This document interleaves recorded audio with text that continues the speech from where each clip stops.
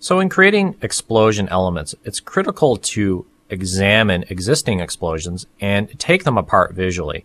I spent a lot of time looking at stock films of explosions before I even tried to start constructing one in particular. Now, when I did that, I kind of boiled it down to a few different elements for a very simple explosion. And we'll be constructing this explosion using 5 different layers. First, we have just a general debris layer, where I have a small amount of particulate matter just sort of shooting outward. I have a generic flare just to add some light to the scene. We have what I call the cloud puff, which is a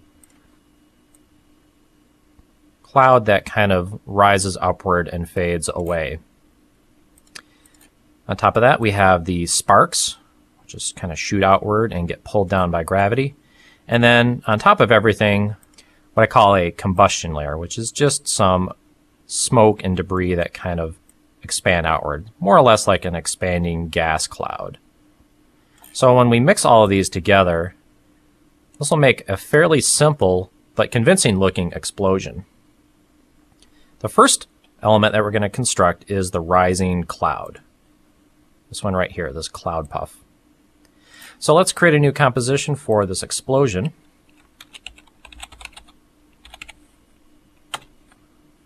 And create a solid for this cloud. Apply trap code particular. So first thing I'm going to do is set the particle type to a smokelet, because we are making sort of a smoky kind of look. I'll set the size to about 21 or so, just to get the size of the particle up a little bit, and we'll add some randomness to the size of the particles as well to make it feel a little bit more organic. And we'll do the same for the opacity. We want some random opacity in here, and I'm going to turn the opacity itself way, way, way down. This is usually very low. This is what starts getting us the sort of smoky kind of texture here, having a very low opacity and a high amount of random opacity. Now, as we set this to be lower and lower, we're going to see some fundamental limitations of the color depth that we're working within. If I pull up my composition settings, we can see that our color settings are set to 8 bits per channel. If I bump this up to 16 bits per channel, we're going to see this particle setting smooth out. What's going on is that we have such a low opacity that we're starting to get some banding in that 8-bit per channel color depth. The downside is that this is going to render a lot slower. But in the final render, you might want to bump your renders back up to at least 16 bits per channel to smooth out the look of these cloud settings. I'm going to set this back to 8 bits per channel to keep things moving along a little quicker than they would in 16 bits per channel. So it'll render a lot quicker, but we will see the limitations of 8-bit per channel color space. So to make this cloud, I'm going to go back to the beginning and keyframe my particles per second from a very high value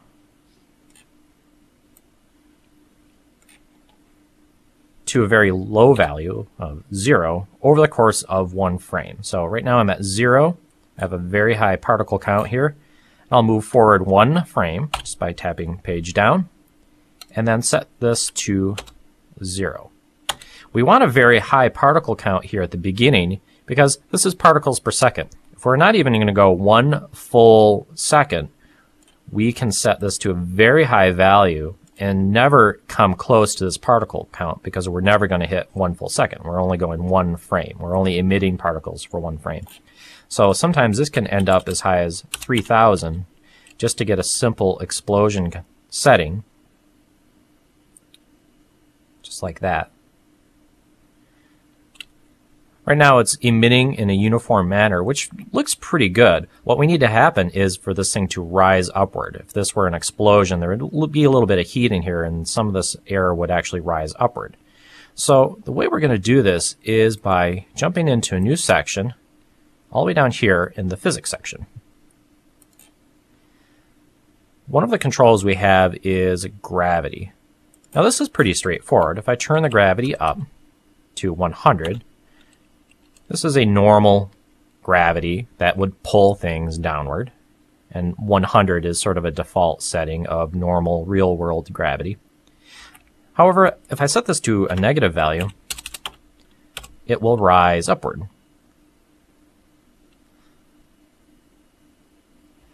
Now in the emitter section here, I'll set the velocity to be pretty low. Right now it's at 100, and as this rises upward, these do start to disperse because the particles have some velocity that are making them move in uniform directions. I'm going to turn this down so that we don't have these shooting in all different directions. It's just going to rise as a uniform little cloud. Maybe I'll turn this up just a little bit more, like 40.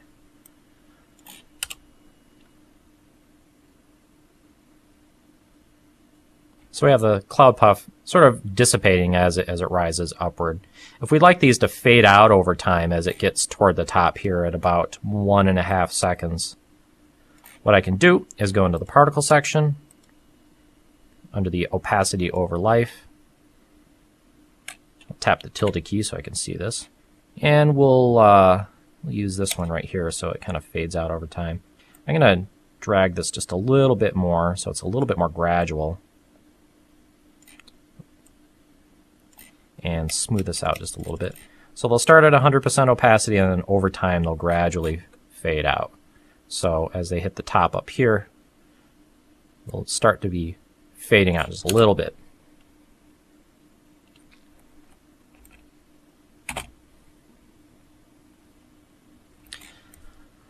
So next, let's add the sparks that shoot from the center and then fall downward.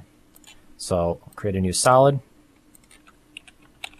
This will be the sparks, and let's apply particular. So we had gravity set to a negative value to make this cloud rise upward. Obviously with the sparks they need to fall downward, so we're going to have a regular positive gravity. So I'll go into the physics section here, and we'll turn this up to 100. And we need that explosion setting like we did before in the emitter section. So we'll go to the particles per second, rewind to the beginning. We'll set this to 1000 and set a keyframe right at the beginning. I'll hit U, show my keyframes, and jump ahead 1 frame, and we'll set this to 0. I'm going to turn off the cloud layer for now so this renders a little faster. So we see the gravity pulling them down, and we have this kind of explosion setting because we keyframe the emitter from 1000 particles down to 0 very quickly. But they need to be moving a little bit faster outwards. So I'm going to turn the velocity up so they have a little more speed right when they come out of the emitter.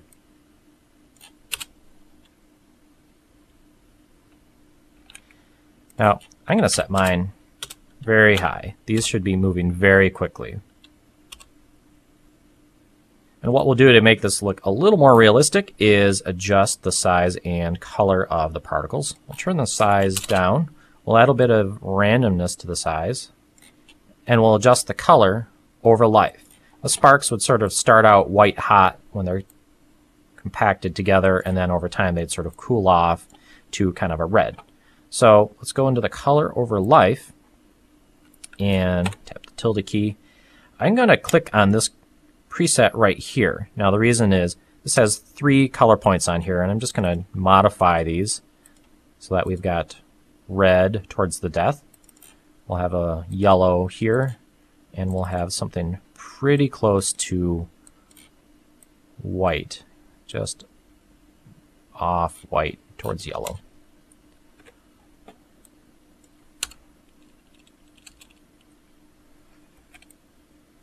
Now let's turn on motion blur for the comp and the layer. Now to adjust this just a little bit, if you're not happy with this, this is looking pretty good, but what we can do is go into the error section here and add some air resistance. We've got gravity pulling them down and the velocity making them shoot outward. But if they're going a little too far, notice how they go all the way out to the edge of the screen before they start falling, we can add some resistance to their motion, which is going to make them slow down as they emit from the center. Now that's a little bit high. Let's set this to about 0.5. Oops. Let's set this to 1. So they gradually slow down.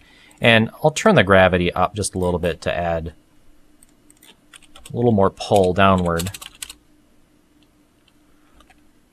If we turn both of these on. Now we just need to add a few more things in here, like the debris and the flare. So let's add the debris. Make a new solid. This will be the debris layer. What we need is just some random shapes that will emit from the center. In my original here, I have a particle called a debris particle. And all this is some random shapes I drew using After Effects shapes and just added a little bit of fractal noise to them just to have some random shapes that I can use as particles. Notice I have a comp that is 5 frames in length, and each of the shapes is trimmed to 1 frame in length.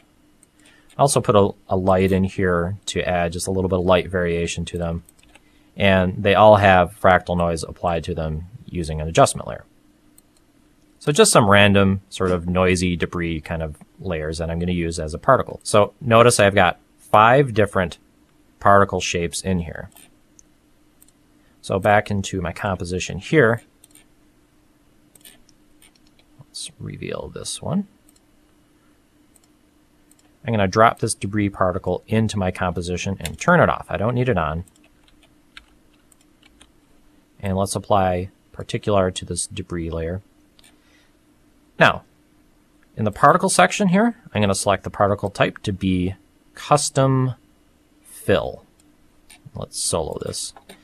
What I can do is define a layer to be used as a particle, but then that particle can be filled with a different color. Notice that these are all relatively dark, and I've got a black background, so I'd like to fill this with a different color. So if I say Custom Fill, and then in my Custom section, I'll select Debris Particles.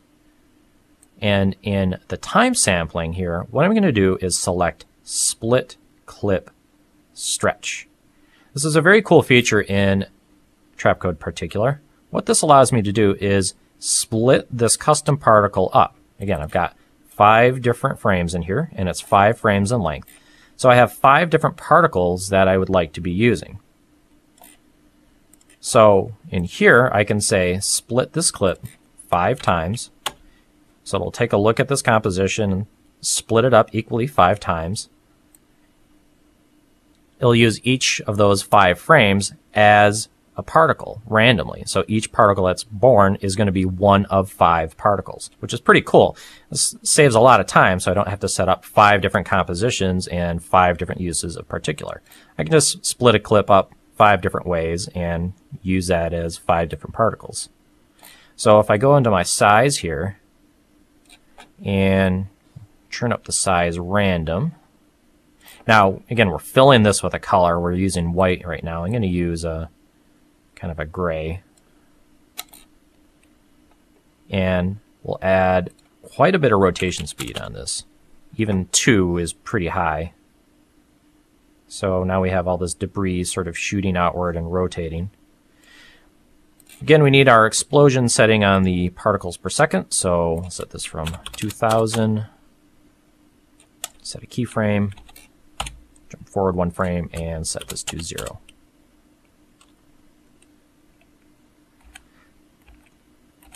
Now, this needs to move a lot faster, so let's turn this velocity way up and turn on motion blur for that layer.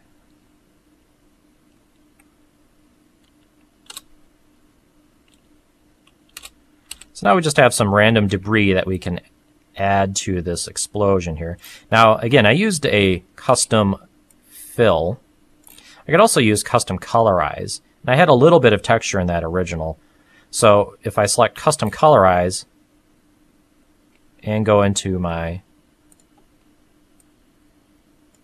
color settings here, we can see a little bit of the original color coming through. Again, right, I just had a little bit of fractal noise on there. And that might help just a touch in adding to the realism of this being some sort of garbage debris.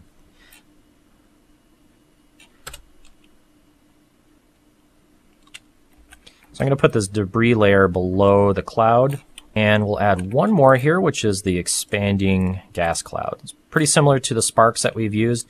In fact, I'm just going to duplicate this sparks layer, hit Control D, and rename this combustion. And I'll solo this layer. So I'm just going to make a sort of gas cloud sharing these same settings. I'm going to change the particle type to a smokelet and turn the size way up, the size random up, and the opacity is going to come way down.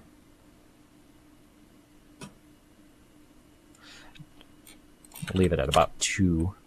Now I'm just going to set this to a white cloud so that the color will be one constant color through the particle life.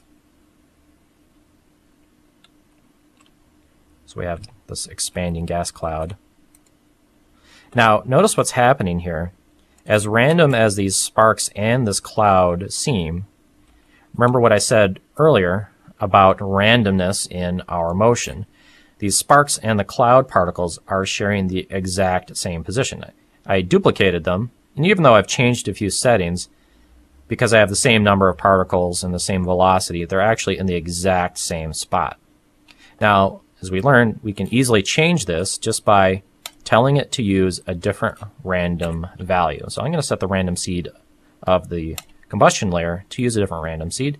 And now these will take on a completely different set of random values.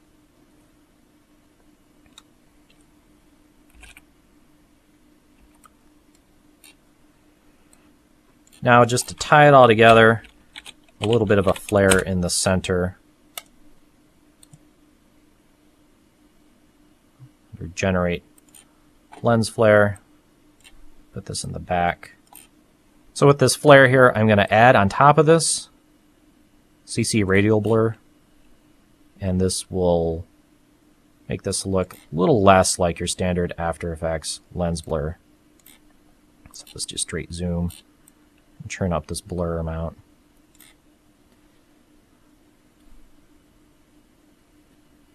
Now I'll go into my flare brightness and animate this over time. So this will start at 0, go forward 1 frame, and turn this up to about 150 or so, and then back down to 0. Now the debris is on top of the flare, so I'm going to drag this down below because it looks a little obnoxious right now. And let's tweak this flare just a little bit. 100 might be a little better of a setting there. So let's do a quick preview on this.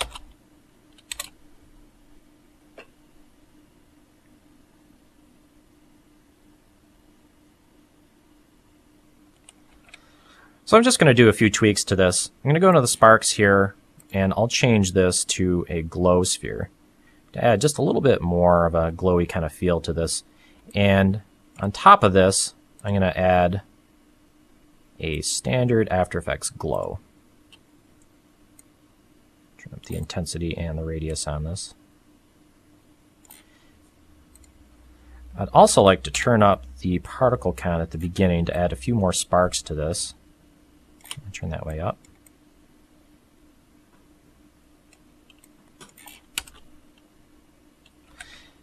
And I'd like to have them a little more red at this point, because I think it takes a little too long for them to get through their cycle of colors. So I'm going to bring this color back so it cycles through these colors a lot quicker.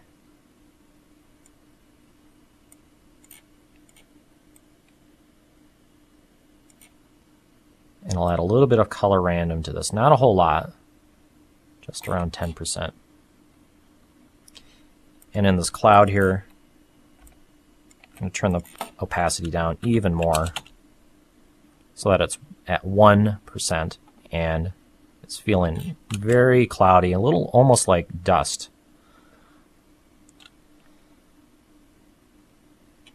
Now we'll notice right at 3 seconds all of my sparks disappear, and we know exactly why that's happening. Our particle life is set to 3 seconds. So I'll set this to 5 so that they don't suddenly disappear and they drift all the way down to the end of the screen.